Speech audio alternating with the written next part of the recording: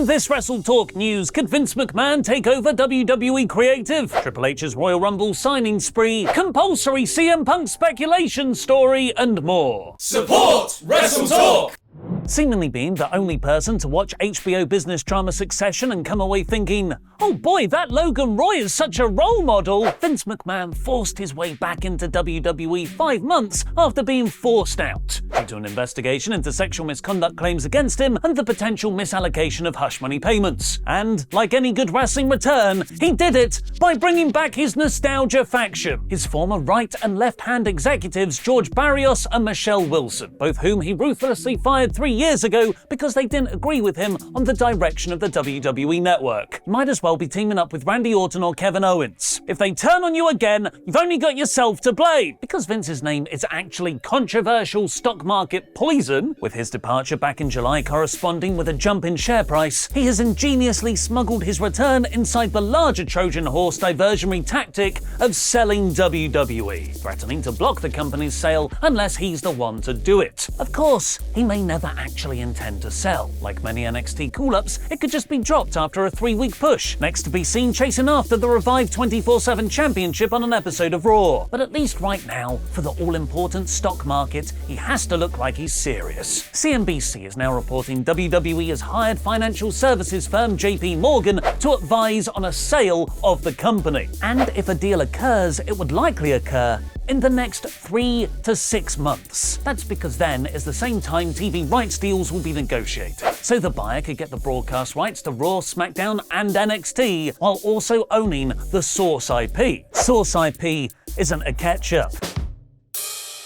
Front Office Sports have already reported that the Saudi investment fund is a potential suitor, which we covered in the video link down below. This is a potentially very morally dubious deal, as not only would the company then be intrinsically linked to a highly controversial state with a record of human rights abuses, it could also pave the way for Vince's return. The Saudi royal family could have enough money to take WWE private again, which means they could just install Vince with all the power, keeping the company's inner workings completely private and not having to answer to a publicly traded board or shareholders. The CNBC article have listed other potential buyers. Comcast, who own NBC Universal, which already has the exclusive rights to Raw, NXT, and the WWE Network. They're also set to earn $9 billion next January following them selling their stake in Hulu to Disney. That could easily cover the cost of WWE, which is speculated to be between $5 and $7 billion. Fox, who already have the TV rights for SmackDown, that deal hasn't been as successful for their viewing figures as hoped though. Disney,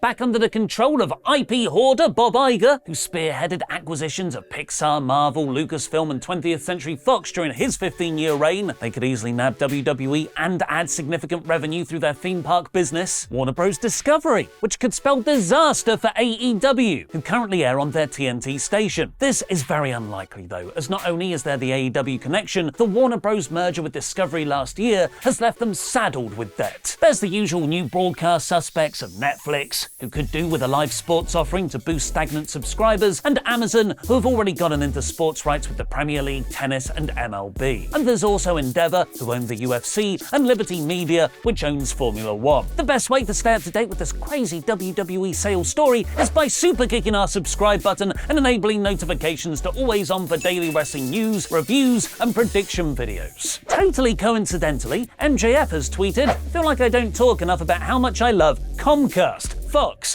Disney, Warner Bros. Discovery, Netflix, Amazon, Endeavor Group Holdings, and Liberty Media. Because WWE isn't the only big bidding war of 2024. There's also a very, very, very, very, very, very, very, very slim chance, an almost remote possibility that WWE's current biggest rival could buy them. The contract says Khan on, but it's not Nick Khan. Eric Bischoff has speculated there's at least a 20% chance Tony Khan's family could buy WWE. But then you minus Scott Steiner's 25% chance of winning at Sacrifice, and you're quickly left with negative 5% probability. Senor Joe, the numbers don't lie. What is far more likely, however, is that in a few weeks' time, Vince will just be running creative again firing all your favorite wrestlers and winning the Royal Rumble. He just can't help himself. Vince's return is currently supposed to be for the sole purpose of selling WWE. Dave Meltzer has reported on Wrestling Observer Radio that the word is he is not coming back to TV. In fact, he's not even returning to his office at WWE's Stamford, Connecticut-based headquarters. Although even Dave doesn't believe what he's saying, adding, "We'll see how long that lasts." In an internal meeting, WWE have told employees that Vince will not be involved in day-to-day operations, and the current management team of Triple H, Stephanie McMahon, and Nick Khan will remain in place. The thing is, nobody believes it. One site has been told by a WWE source, "I don't know of many people who see Vince's return as a positive." And when asked if there are signs McMahon will take back control of Creative, another said, "No, but I'm sure it will happen." Again, proving Luke and I can see the future. After accurately predicting Charlotte Flair would return and immediately win the title from Ronda Rousey, we predicted this when we recorded it last Tuesday, 3 days before the Vince news broke. Everyone still cheers. Wins the Rumble. Luke and I would like to apologise to everybody because our cursed powers will accidentally manifest Vince winning the Rumble later this month. For our full video predicting every WWE wrestler's Royal Rumble chances in 3 words or less, fewer, click the link down below. Probably in an effort to sign as many wrestlers as possible before Vince starts firing them all again. Several reports have come out on Triple H's desire to bring in new stars. Thanks for your support on Patreon, Chris, the Cypriot Sensation Petru, and the Venerable Jesse Venable. You too can get your own shout out by going to patreon.com/WrestleTalk.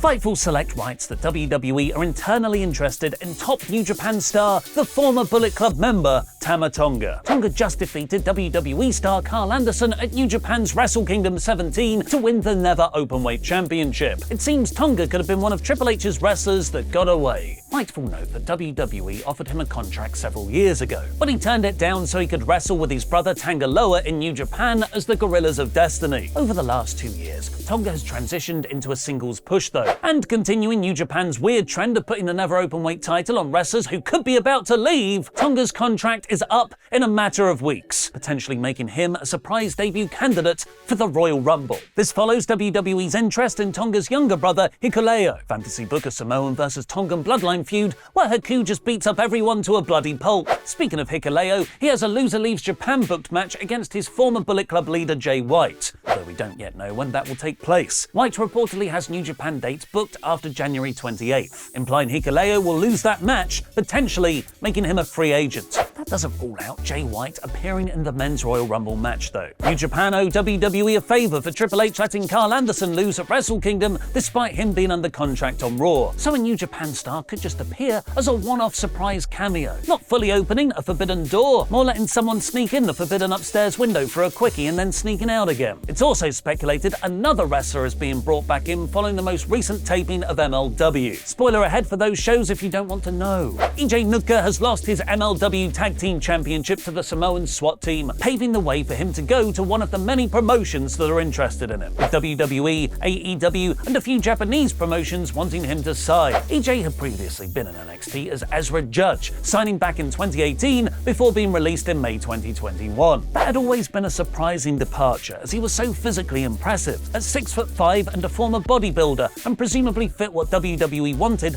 future WrestleMania headliners to look like. And finishing the potential WWE Rumble return roundup, it's Compulsory CM Punk speculation story.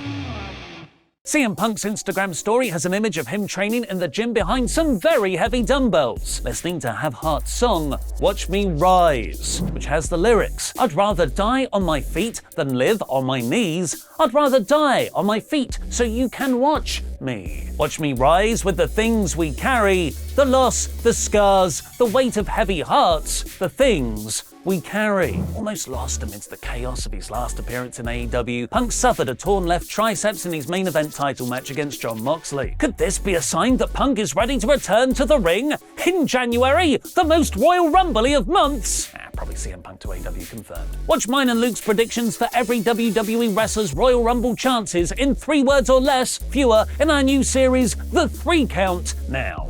Number 30 entrant makes Ollie come. Every goddamn day. Seth entrance attack. Do you want me to clarify that?